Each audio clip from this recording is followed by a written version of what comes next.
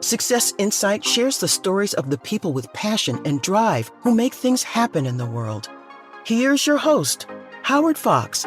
Hello, everybody. This is Howard Fox, and welcome back to another episode of the Success Insight podcast. Our guest today is Dr. Howard Rankin. Dr. Rankin is the author of I Think, Therefore I Am Wrong, A Guide to Bias, Political Correctness, Fake News, and the Future of Mankind. He received his doctorate in clinical psychology from the University of London. He is also a fellow podcaster. Howard hosts the How Not to Think podcast. Dr. Howard Rankin, welcome to the Success Insight podcast.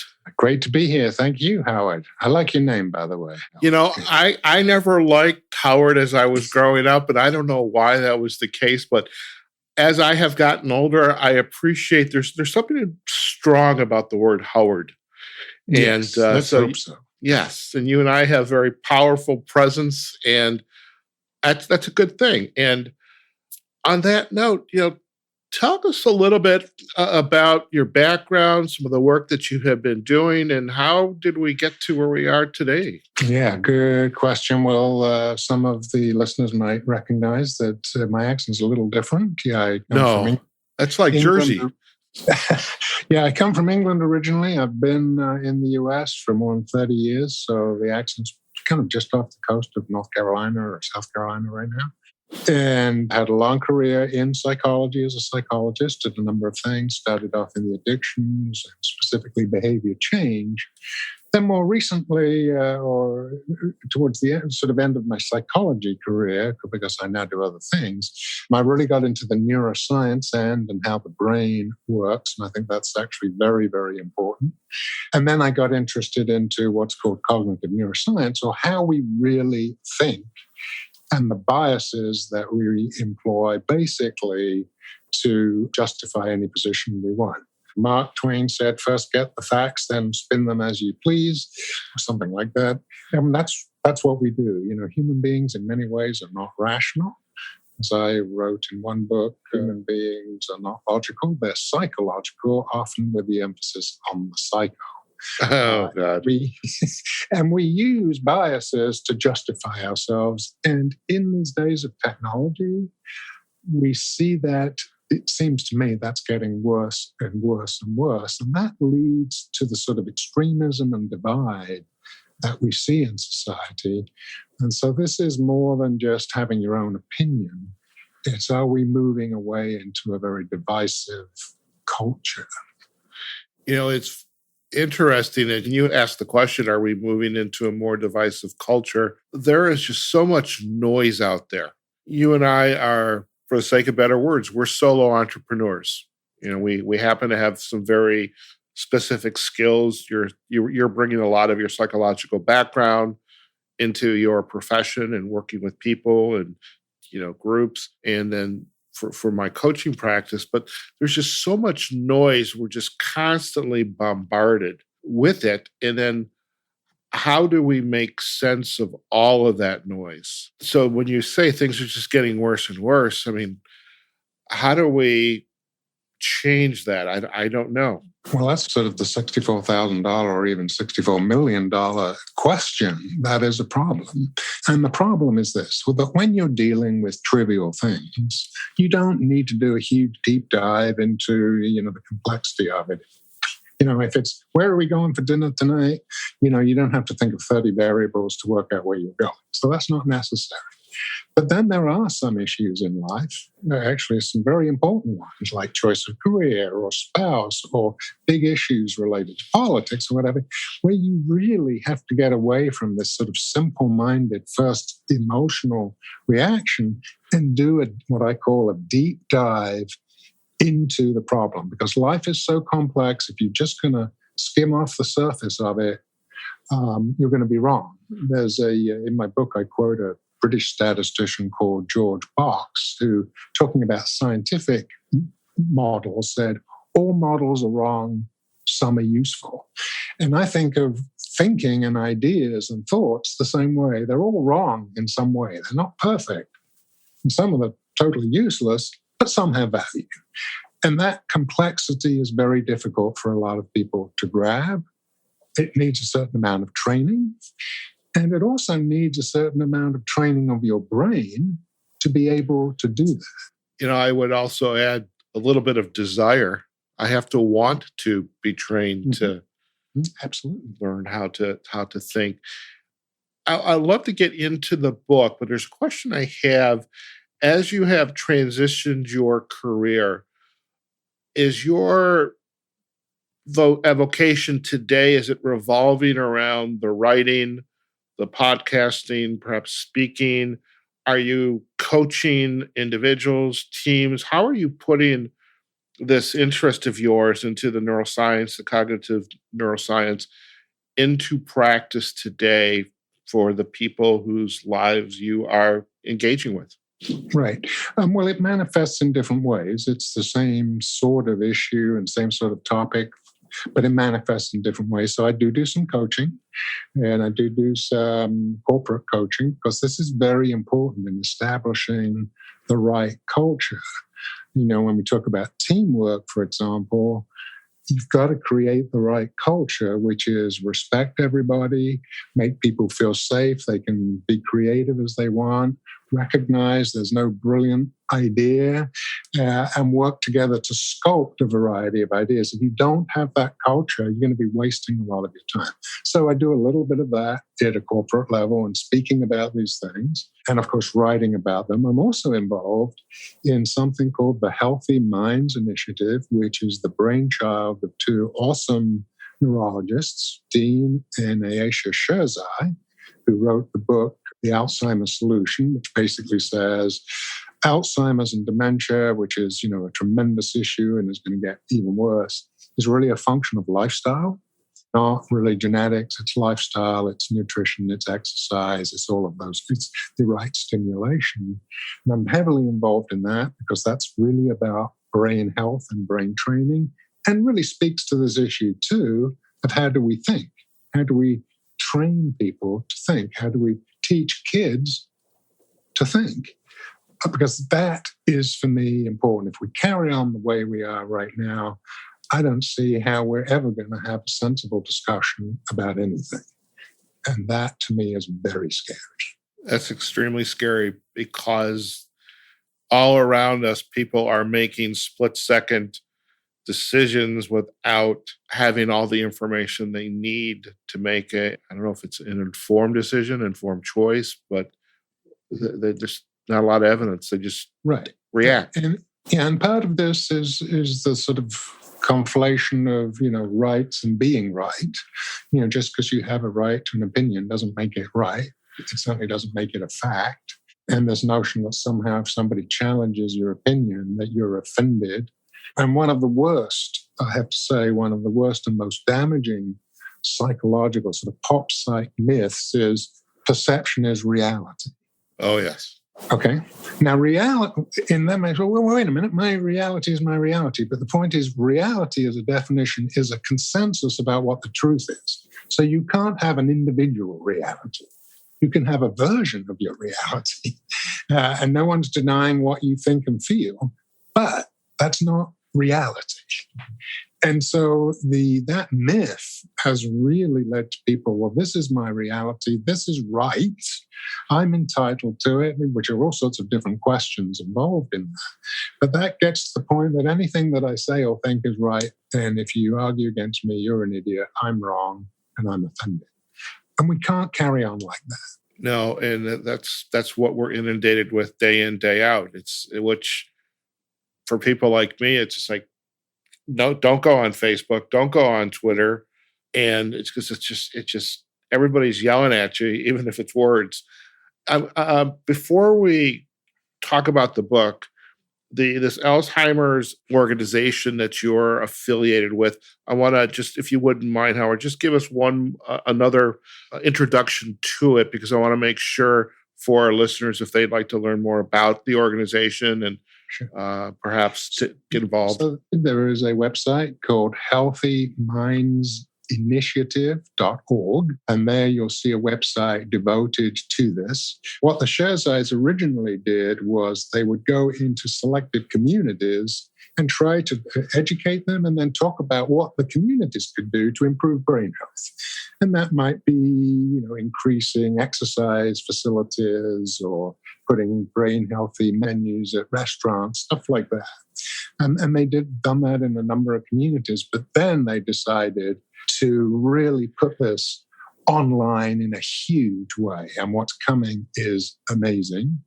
You're onto something when Bill Gates writes to you and says, please submit a grant application to my foundation. And what's coming is going to be really amazing. It's going to be online, so communities and individuals will be able to get absolutely information, tools, assessments that will really help them in their brain health.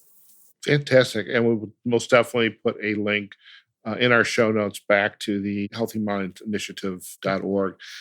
Let's talk a little bit about your book. I Think, Therefore I Am Wrong, a guide to bias, political correctness, fake news, and the future of mankind. Up until about 3.5 years ago, maybe, I had never heard the term fake news. Perhaps I did. It wasn't on my radar, but it's so easily thrown out today, especially when I don't believe what that party is saying. I have my version of the reality. Therefore, anything else that is not my reality becomes fake news. So your book is very timely. So talk about the book. What was the compelling reason, need that, you are a prolific writer. Anybody can go out to your website and you tell stories about how you got into writing and your use of limericks, et cetera, and humor. I love that. But some people just can sit down and write a book, and I suspect you've become very good at it. So talk about the book. Well, as I was getting into the cognitive neuroscience, and that actually involved learning how to do neurofeedback and getting neurotechnology, ways to measure the brain and exactly what's going on in the brain. I got interested in all aspects of this, but again, the bias thing was so interesting to me because it seemed to be all around. I could see where I had done exactly the same thing. And you can see it all around, confirmation bias. You look for the things you want to look for and you ignore the things you don't, and you blame them as fake news or whatever, you blow them off. One of the things about technology is you can always find somebody on Facebook who's going to agree with you. And so that social proof kicks in. And I think that has really allowed people to say and do anything they want and believe it and feel reinforced for it when it's either irrelevant or completely wrong.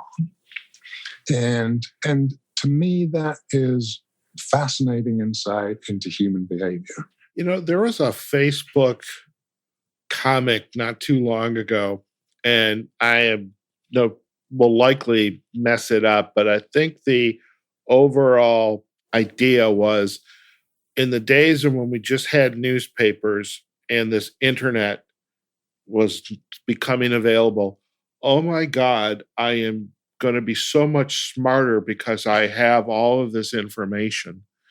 Now that we have all this information, I guess I would question how much smarter are we actually? Right. Well, the exposure to unlimited information, again, simply allows the sort of default process for you to pick what you want to believe and find the evidence for it. So it hasn't made people smarter. It's just given them a whole lot more information to continue to be biased in their thinking. And what we haven't done is really educate people in how to appreciate, understand, evaluate all sorts of things, from Facebook posts to op-eds to whatever you see, the ability to actually stand back a little bit from it and then say, wait a minute, let me ask some critical questions about this.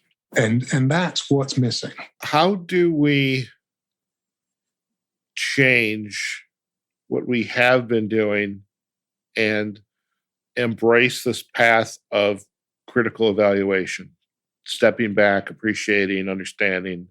How do we do that? It's an interesting question. Early in my career, in fact, one of my experiments for my Ph.D. was about developing self-control. actually in alcoholics. I'm not sure you could do this study today, but actually what I did was working with inpatient alcoholics and actually had them sit in front of some alcohol for a while and ask them to resist it on the assumption that the more they were able to resist it, it would develop their self-control. And there's some decent evidence for that. And a lot of people today kind of poo-poo self-control, and it's not about that, but that's exactly what it's about. And it's interesting in researching, I think, therefore I'm wrong. I asked the question, all the wise people of the past have said that virtue is the basis of wisdom.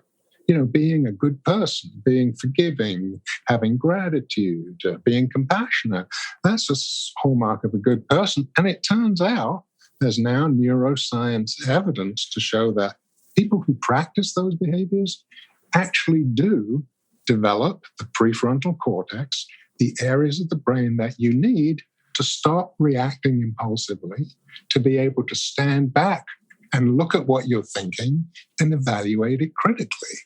So not only is it training in doing that, I think it's also training in virtues. Because if you think about the virtues, they are all about, or a good quote from Warren, which is, humility isn't thinking of yourself less, it's thinking less of yourself. And so all of those values are really about putting yourself second and not looking at it just from a selfish viewpoint.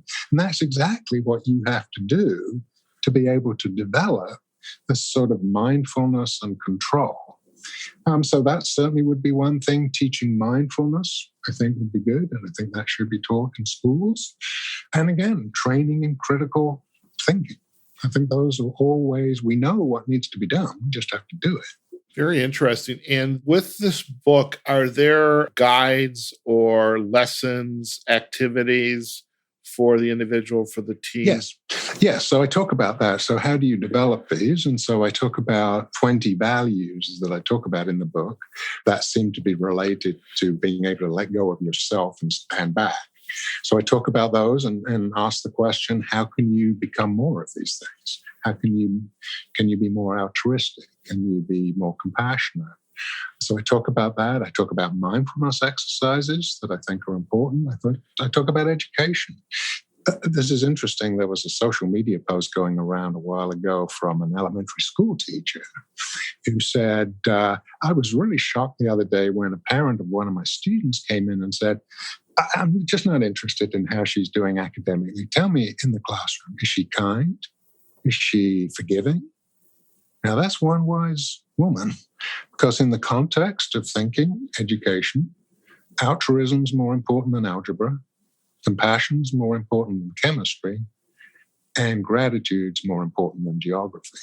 And so we have to think about the big picture. Not, we dive so much into the small details. We've got to train this person so that they can be a good what have you. Well, frankly, the best training is to develop that prefrontal cortex. And one way of doing that is through these sorts of things. And one path to that is indeed being a kind, compassionate, grateful, forgiving person. All of those virtues and values allow you to put yourself second and stand back, which is exactly what we're doing. We're not having an impulsive response like we see pretty much all the time in the media. It's interesting when you provided that example with the parent coming in to talk to the teacher. Howard, many of my guests on the podcast are children's book authors. And one thing that is really becoming very clear to me, there's a growing amount of evidence. So I'm noticing in the conversation what the books are about, the message that's being conveyed. And one thing I'm learning is that many of the lessons in these children's books, number one, it's great for the children. It would be even better for the adult to learn those lessons, and that the lesson should be learned as early as possible with the child and the parents, because they're both on a learning journey. And so you don't take this book and start, okay, I'm going to read the book to my 4-year-old kid. I'm going to start reading to my child day one. This number of my authors who have appeared have had books about my child has anxiety, my child has had a visual defect, had to wear a patch, my child is short statured and there's bullying. My child is visually impaired. And the sooner we can teach kids about that, being showing gratitude, being in the moment, caring about others. It's not like we do things willfully. I'm going to be a bad person today. We just need to learn how to be a good person in the moment and remind yourself it's not just about me, but it's about others around me and how can I be helpful and show kindness. Yeah, absolutely. And I did a podcast recently about bullying with an Israeli expert who has a really interesting spin on it, that the strategies that have been used to try to prevent it are actually making it worse. What you should be doing is empowering the people who are being bullied, not say, oh, we're going to take care of it for you. And that's a whole other issue. I do believe that, of course, some people have been through horrendous stuff and there are quotation mark victims of all sorts of things. But I do think labeling yourself or anyone a victim is doing them no service whatsoever. Much prefer the word survivor. And there's some amazing work. I'm doing a book with a military physical therapist in Germany who had to devise a program for American combat soldiers who are horrendously injured during the Afghanistan and Iraq situations. And he had to devise a program that was opposite to what medical professionals have to do, which is, it's okay, you need to rest, what have you. These guys didn't want to be discharged. They wanted to go back to the front lines. And so he devised a program that pushed them as hard as possible to breaking point. And guess what? A lot of them made unbelievable, miraculous recoveries. Wow, that's amazing. Yeah, it is amazing. The stories are incredible. They will not. Some of them just couldn't do it. And okay, you have to be discharged. But some amazing stuff. People without spines, back running. People with horrendous spine injuries, back jumping out of planes into combat. And what he showed, that if you tell your brain, you can deal with it. It's a little painful and you can deal with it. You just move, you'll be fine. If you tell your brain, oh my gosh, I've got so much pain, that's what it'll deliver. And so he's devised this program. The book, when it comes out later this year, is going to be pretty amazing because it's not just about pain. It's really about that success psychology.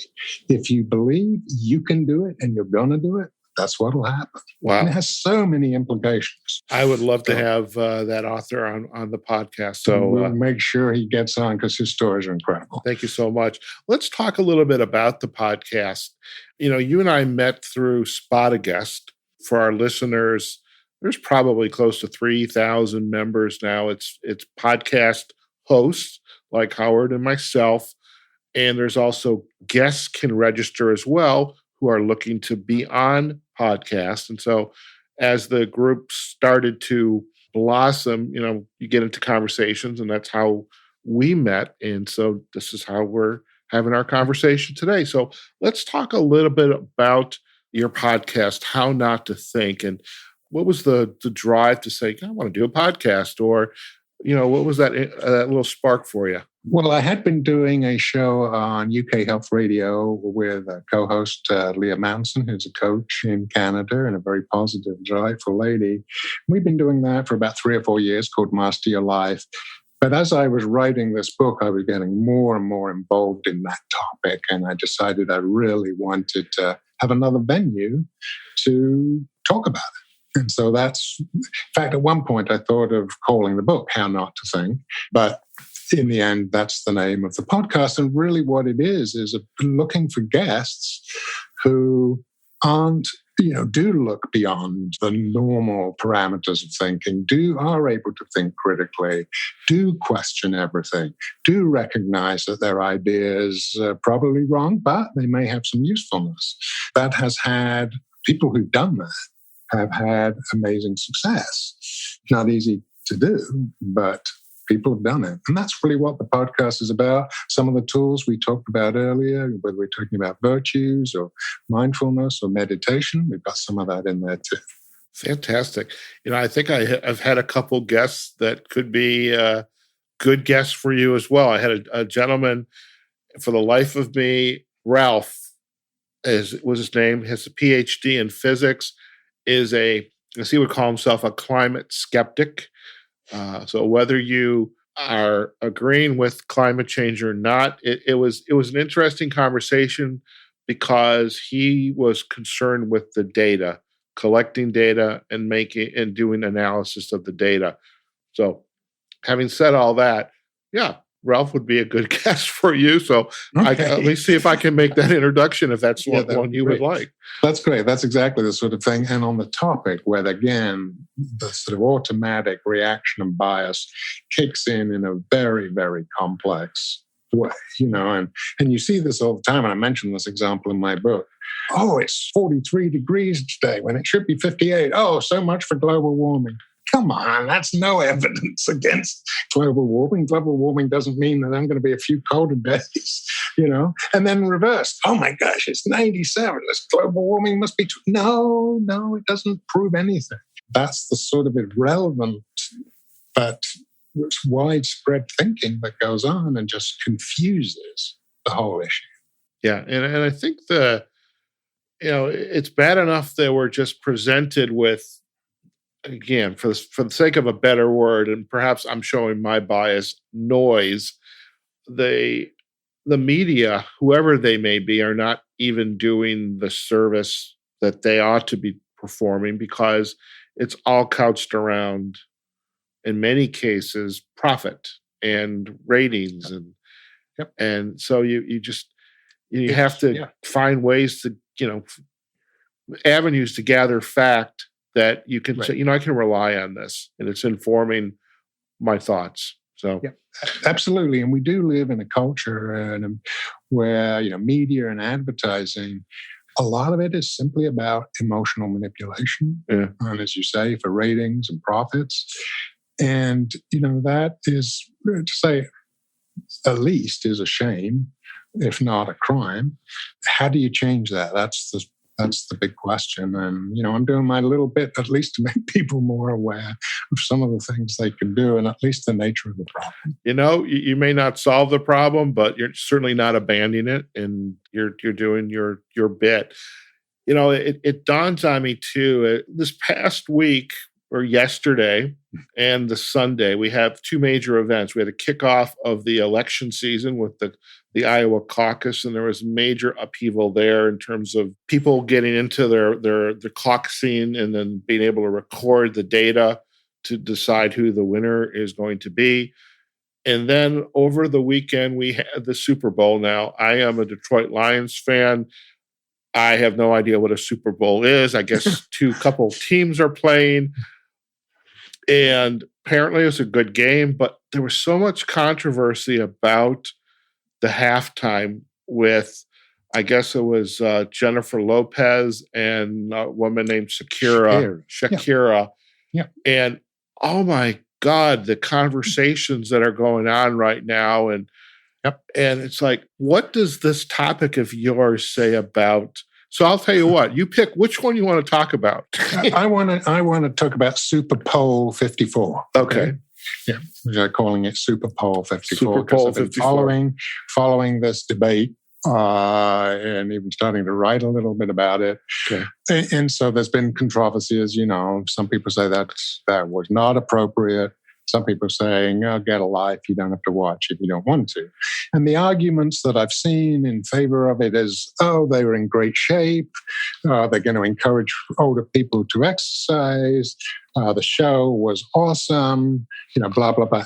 That may be so, but that is not relevant. That's not relevant.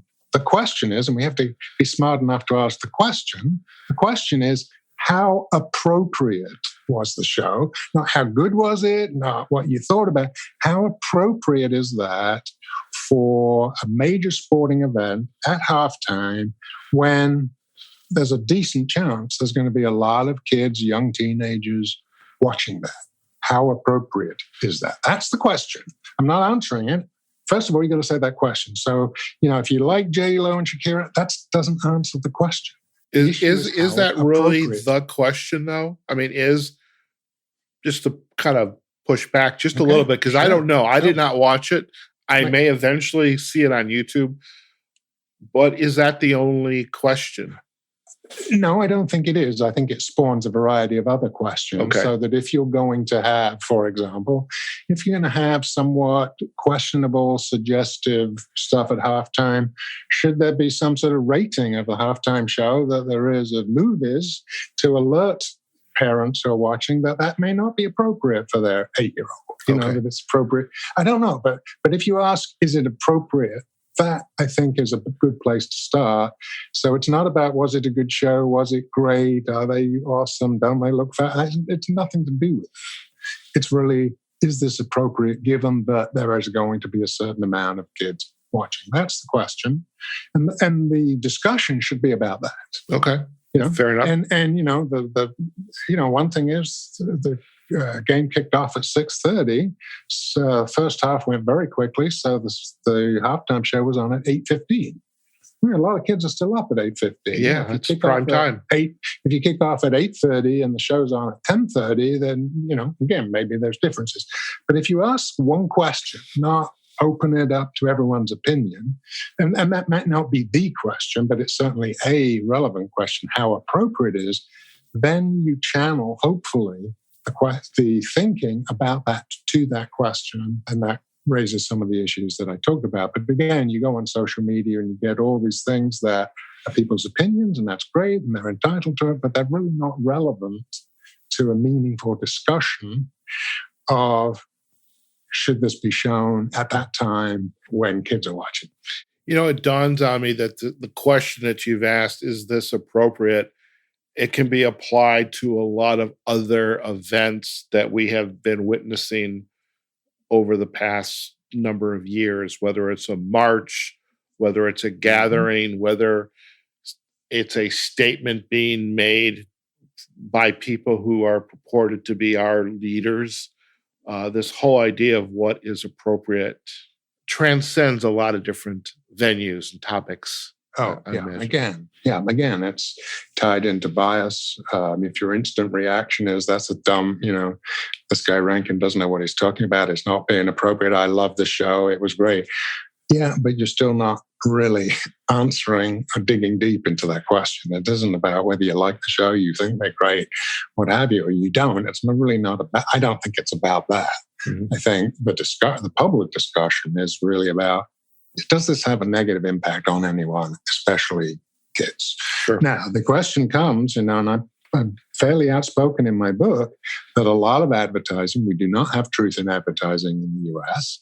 A lot of advertising absolutely crosses the line, is manipulation, and as H.G. Wells said, is legalized lying. Then you have to look at that and question, again, is that appropriate? Right. I mean, if we are advertising, if soft drink manufacturers are spending $1 billion a year to advertise high-calorie soft drinks, which we know, very, very unhealthy and lead to diabetes and stuff like that, or can, where do we stand on that? Right. And those are tough questions. I don't have the answer to that, but that's the debate. Those are the sorts of debates we should be having. We should be having, most definitely, on that. Howard, if our listeners would like to learn more about you and your work, where are the best places for them to go? Well, I have a sort of general website called drhowardjrankin.com. So that kind of summarizes a variety of different things that I do. If you're specifically interested in this cognitive bias stuff in the book, I think, therefore I'm wrong.com has some information about that. And occasionally I write blogs on that topic there. So that would be a good one. Of course, I'm on Facebook, Twitter, LinkedIn. So you can find me there. Fantastic. So those are the places. Yeah. Yeah. And we will provide links back to those sites on our show notes, as well as to book page on Amazon. Dr. Howard Rankin, thank you so much for joining us on the Success Insight podcast. It was a delightful conversation. It's an opportunity to dive into topics that are near and dear to my heart, and actually not so much, it's not spin, but I think it's kind of helping me understand more about what it means to be, a critical thinker, and how do we learn how to ask questions and not settle for what somebody else thinks perhaps that's the right answer, because we have to learn how to question. So thank you so much. I appreciate your time. Well, thank you. It's been great to be talking with you and be on the show. Fantastic. All right, folks, we have just been chatting with Dr. Howard Rankin. He's the author of I Think, Therefore I Am Wrong, A Guide to Political Bias, Political Correctness, Fake News, and the Future of Mankind. We will provide links back to Howard's websites, his social sites, LinkedIn, Facebook, Twitter, and also we'll give you all a link back to his podcast site, How Not to Think, which is available on Buzzsprout, and then onto the ancillary podcast platforms like Spotify, iHeartRadio, etc. So I hope you all enjoyed today's podcast, and please do share your comments with us on our podcast website, successinsightpodcast.com, whether you find us there on our Facebook page, LinkedIn, Twitter, and also our ancillary pages for listening to your podcasts. So we hope you enjoyed today's show, and remember, wherever you are, whatever you're doing, go out there and have a phenomenal day, and we'll see you on the next episode of the Success Insight Podcast. Take care now. Success Insight is a production of Fox Coaching and First Story Strategies. Find us online, successinsightpodcast.com.